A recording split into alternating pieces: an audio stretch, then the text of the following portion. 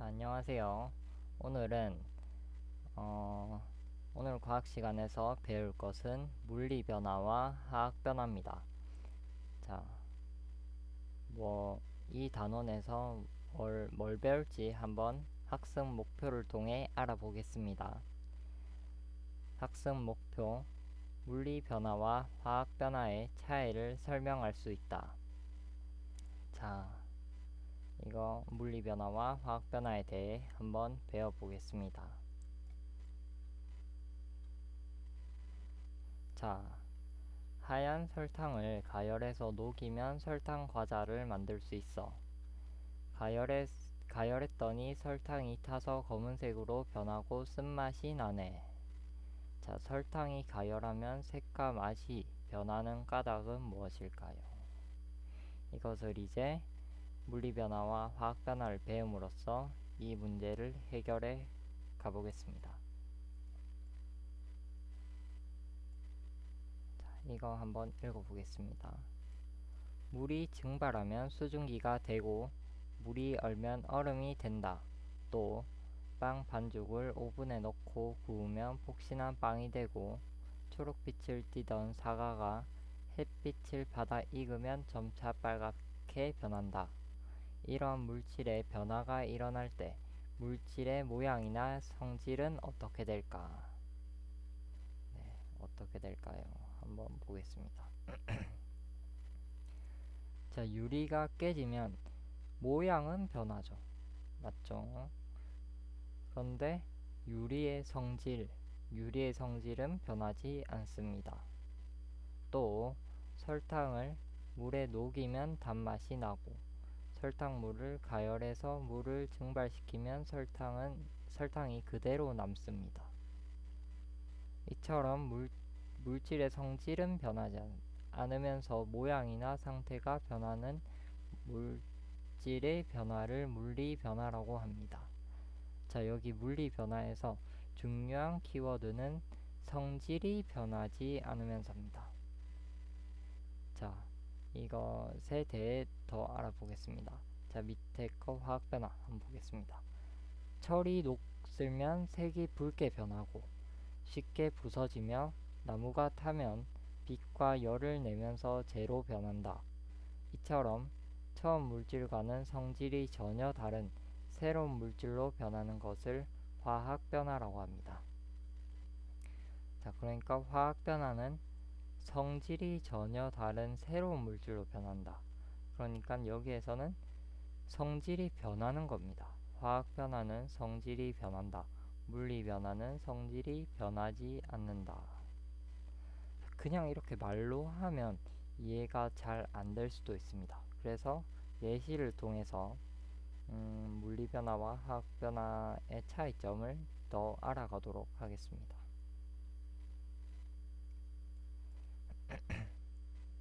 자, 물리 변화. 달걀이 깨진다. 자, 달걀이 깨진다는 모양만 변한 거죠. 그리고 이 달걀이라는 성질은 변하지 않았죠. 맞습니다. 그래서 물리 변화입니다. 그리고 빈 음료수 캔을 찌그러뜨린다.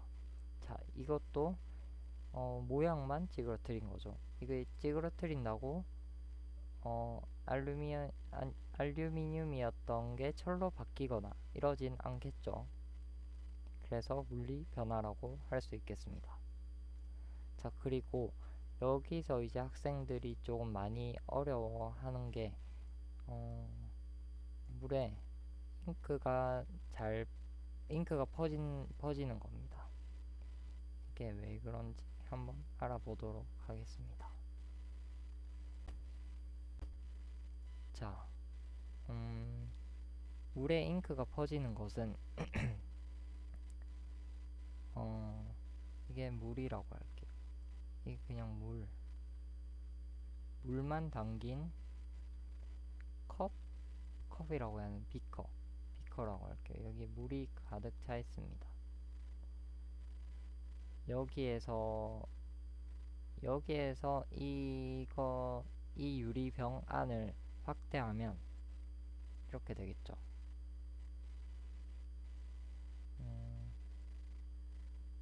확대한다면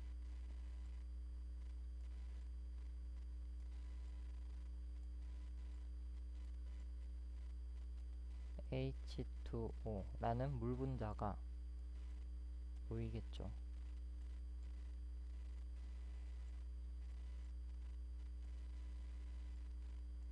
이렇게 있습니다.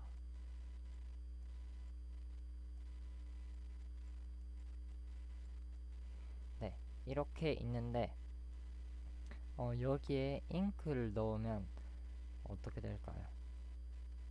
자, 여기 잉크, 이게 잉크라고 할게요. 조금 제가 그림을 잘 못 그려서 색깔이 똑같지만 잉크라고 할게요. 이것을 여기 안에다가 넣습니다. 그러면 이게 어떻게 변하나, 이게 이 사이에 잉크 입자를 A라고 할게요. 이 잉크 입자, 잉크 분자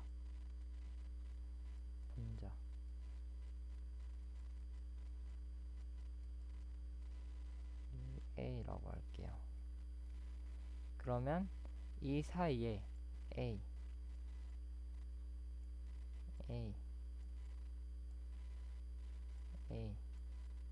이렇게 이 사이에 콕콕콕 바뀝니다. 박혀요.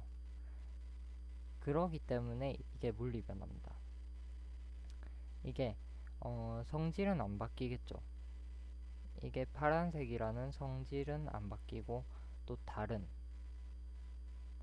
모양만 바뀐 겁니다. 모양이 쪼개져서 이 물 분자 사이로 들어간 겁니다. 이해가 되시나요? 네, 다 된다고 믿겠습니다. 알겠죠? 그리고 화학변화, 사과가 익으면서 색과 맛이 변한다. 자, 이것도 화학변화라고 할 수 있겠죠. 광합성을 통해서 사과의 색깔이 변했으니까. 김치의 맛이 점점 쉬워진다. 자, 이것도 김치 안에 들어있는 유익균, 뭐 유산균이나 등등등이 이제 오래됨으로써 점점점 숙성이 되겠죠. 그러면 쉬워진다는 맛이 변하는 거니까 이것도 화학변화라고 할 수 있겠습니다. 자, 그리고 오래된 기차가 붉게 녹슨다. 자, 이것도 화학변화겠죠. 철이랑 산소랑 이제 만나서 붉게 녹슨 거니까 맞죠? 그럼 이 밑에 문제 한번 풀어봅시다. 1분 드리겠습니다. 한번 풀어보시고 같이 풀이하겠습니다.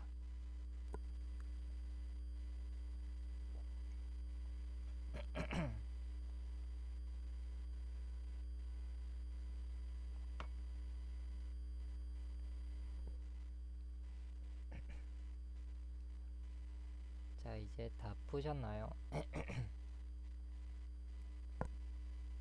네. 물질의 성질은 변하지 않으면서 물질의 상태나 모양이 변하는 것을 뭐라고 할까요? 자, 여기에서 키워드가 뭐라고 했죠? 성질이 변하느냐 아니면 변하지 않느냐, 이거를 통해서 물리 변화와 화학 변화를 구별한다고 했죠.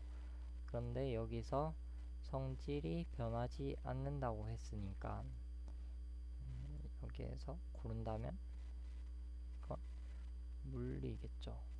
성질이 변하지 않으면 물리 변화, 변하면 화학 변화입니다.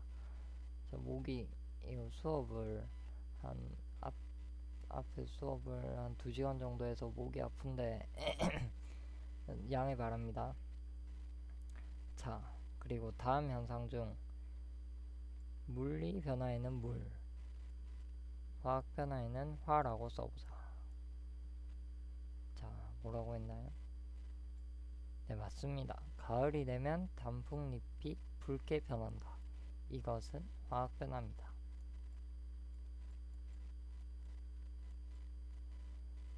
드라이아이스의 크기가 작아진다. 이걸 애들이 살짝 지금 중학생인데도 모르는 애들이 있습니다. 자, 드라이 아이스가 뭘로 이루어져 있나요? 네, 이산화탄소로 이루어져 있습니다. 알겠습니까? CO2. 이거를 이제 압축을 해서 만든 게 드라이 아이스입니다. 알겠죠? 그래서 드라이아이스의 크기가 작아지는 것은 물리 변화겠죠. 이게 1학년 때 배운 그거 내용도 같이 들어가 있는데, 드라이아이스의 상태 변화는 뭐죠?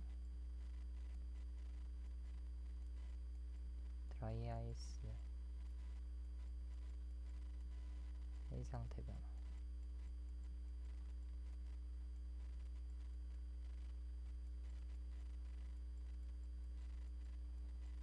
자, 여기서 보자면 드라이아이스는 고체죠. 고체죠. 고체였는데 이게 바로 액체 상태를 거치지 않고 바로 기체가 되죠. 이것을 우리는 승화라고 합니다. 승화. 이거 모르고 있으면 이제 다시 1학년 거부터 복습하는 게 좋을 것 같습니다. 알겠죠? 네. 그래서 이거 드라이아이스의 크기가 작아지는 것도 드라이아이스의 크기가 작아지는 것이 물리 변화라고 할 수 있습니다. 알겠죠? 이건 넘어가겠습니다. 자, 화학 반응. 이것을 알아보겠습니다. 화학 반응. 학습 목표 한번 보겠습니다. 학습 목표. 화학 반응을 이해하고 입자 배열로 화학 반응을 설명할 수 있다. 밑에 한번 보겠습니다. 양초에 불을 붙이면 빛과 열을 내면서 탄다. 이때 양초는 이산화탄소, 수증기 등 다른 물질로 변한다. 양초의 연소처럼 물질이 화학 변화를 하여 다른 물질로 변하는 것을 화학 반응이라고 한다. 자, 여기에서 알아볼 수 있는 게 뭐가 있을까요? 네, 맞습니다. 화학 변화를 해야지만 화학 반응이라고 할 수 있습니다. 알겠죠? 그러니까 이걸 쉽게 설명하자면 어떤 물질이 있는데 이 물질이 다른 물질과 만나서 화학 반응을 해야지, 화학 반응을 한 게 그 결과 화학 변화가 일어났다, 이렇게 말할 수 있습니다. 알겠죠? 여기서 보자면 달걀이 익기 전에는 액체였는데 구우면 이제 고체가 되죠. 그러니까 이 단백질 배열이 어떻게 바뀌어서 화학 화학 반응을 통해서 화학 변화가 일어났다고 할 수 있겠습니다. 그리고 달걀 껍데기에 뭐 식초 하는 실험 많이 보셨을 것 같은데, 이거는 달걀 껍데기가 탄산칼슘으로 되어 있는데 식초가 산이잖아요. 산이랑 만나서 화학 반응이 일어나서 이제 화학 변화가 일어났다 라는 거죠.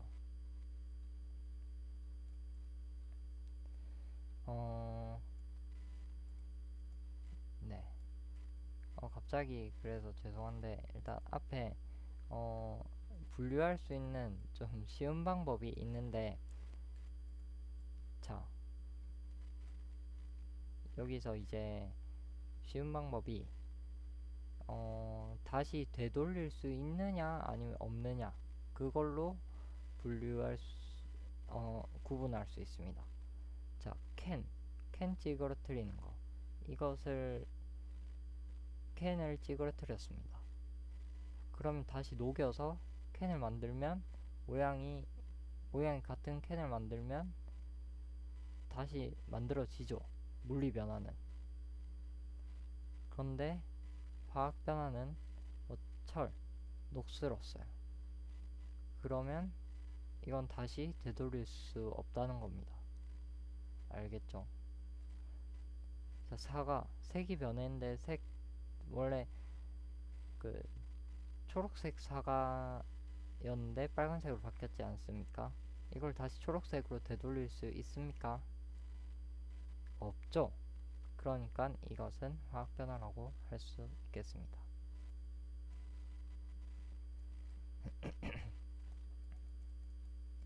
자, 그러면 이거 보겠습니다. 은백색의 마그네슘이 연소하면 흰색의 산화 마그네슘이 되고, 도시가스의 주성분인 메테인이 연소하면 이산화탄소와 수증기가 생성된다. 이처럼 화학 반응이 일어나면 새로운 물질이 생성되므로 물질의 색이나 굵기 등이 달라진다. 또한 빛이나 열이 발생하기도 하고 기체나 앙금이 생기는 등 다양한 변화가 일어난다. 자, 이 부분이 좀 중요한데요. 보겠습니다. 자, 여기에서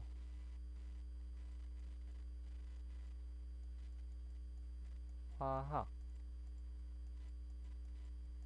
변화,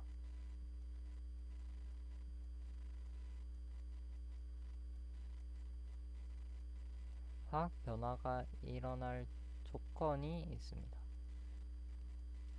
조건이라고 해야 하나요? 일단 이렇게 하겠습니다. 화학 변화가 되기 위한 조건. 그런데 이게 모든 화학 변화에 적용되진 않습니다. 예외가 있을 수 있습니다. 그래도 중학교 수준에서는 이것만 알면 시험, 내신 이런 거는 잘 할 수 있을 것 같습니다. 그러면 네,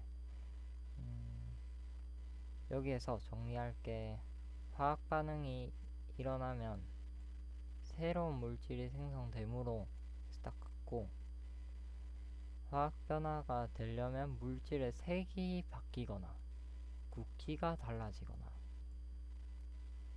빛이 나거나 열이 발생하기도 하고 기체나 앙금이 생성되는 등 다양한 변화가 일어난다.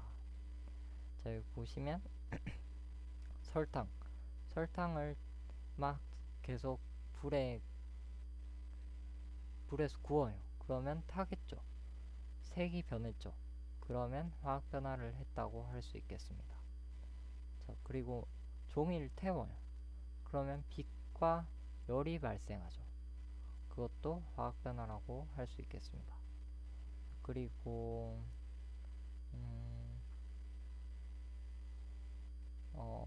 가스, 도시가스, 가스레인지, 프레임가스나 그런 것을 산소와 산화해서 태우면 기체가 발생하겠죠. 이산화탄소랑 뭐였죠? 이산화탄소와 수증기가 생성되죠. 그러거나 아니면 앙금 생성 반응, 2학년 때 배웠죠. 앙금 생성 반응을 통해서 그런 화학 변화 조건을 알 수 있게 되었습니다. 그럼 넘어가겠습니다.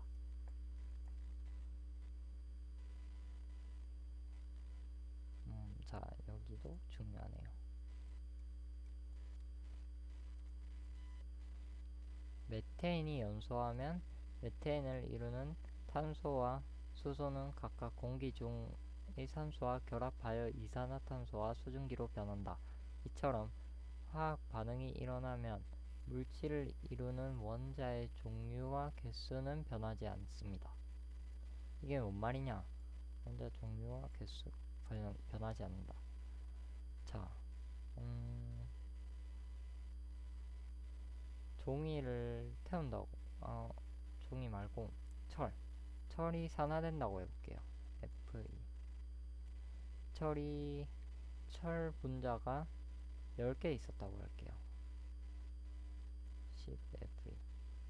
그런데 화학 반응이 일어났는데 갑자기 10H가 됐습니다. 수소가 됐어요. 이러면 안 되겠죠. 맞죠? 종류가 바뀌면 안 됩니다. 자, 그리고 개수도 변하지 않겠죠. 뭐 화학 반응을 일으켰는데 개수 막 100개로 늘었어요. 원래 10개였는데. 이러면 이제 안 된다는 겁니다. 원자의 배열만 달라집니다. 원자의 배열만 달라지면서 물질의 종류가 달라진다.